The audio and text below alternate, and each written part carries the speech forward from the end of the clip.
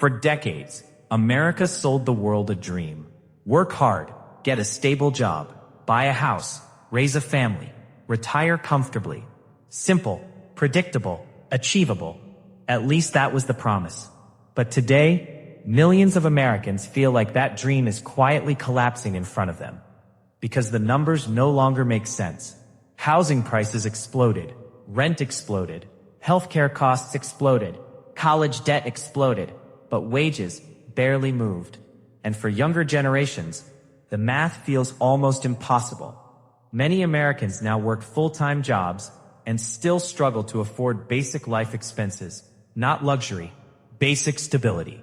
That's the part changing people psychologically. Because the American dream was never really just about money. It was about upward mobility, the belief that each generation would live better than the one before it. But now, for the first time in modern American history, large numbers of young people believe the opposite may happen instead. And that changes society. Because once people stop believing hard work improves their future, trust in institutions starts breaking down too. Trust in corporations, trust in government, trust in the economy itself. And honestly, some of that frustration is understandable.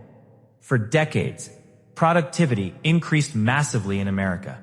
Technology improved, corporations became richer, stock markets surged, billionaires multiplied. But many workers feel like they never fully shared in those gains.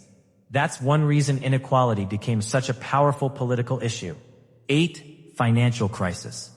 Because millions of ordinary Americans lost homes, jobs, and savings, while large financial institutions recovered far faster. That moment damaged trust deeply, and then came another shock. The pandemic. Suddenly, millions realized how financially fragile their lives actually were. One emergency, one layoff, one medical bill, and everything could fall apart. At the exact same time, social media made wealth more visible than ever before. Private jets, luxury lifestyles, billionaire influencers, perfect online lives. People constantly compare their financial reality against impossible standards every single day. And psychologically, that creates exhaustion, especially for younger workers entering adulthood with high rent, debt, and economic uncertainty already crushing them. Now, obviously, America is still one of the richest countries on earth. Millions of people still succeed financially. Businesses still create enormous opportunity. Innovation still drives massive wealth creation. But the emotional perception of the economy matters too.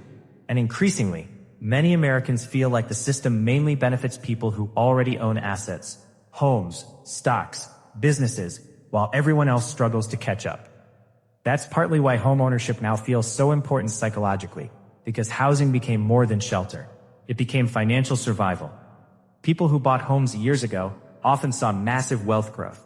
People locked out of the housing market watched prices run away faster than salaries, and the gap kept widening. Meanwhile, modern work culture also started changing.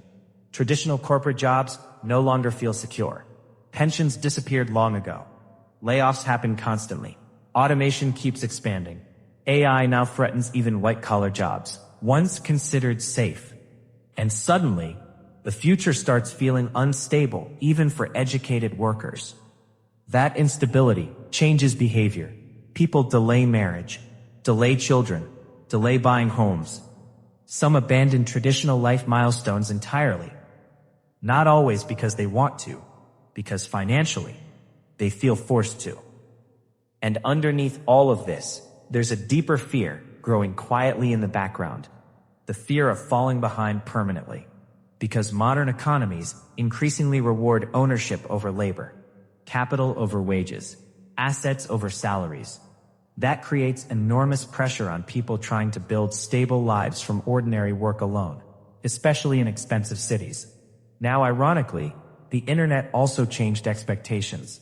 People constantly see stories of overnight success, young millionaires, startup founders, influencers making fortunes online.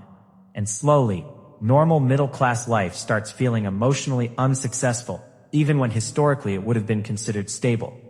That's a dangerous psychological shift, because societies become unstable when large populations stop believing the future will improve.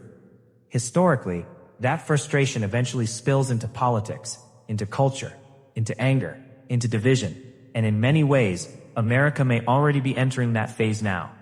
The bigger question is whether the American dream is truly dying, or simply transforming into something far more difficult, competitive, and unequal than previous generations ever expected.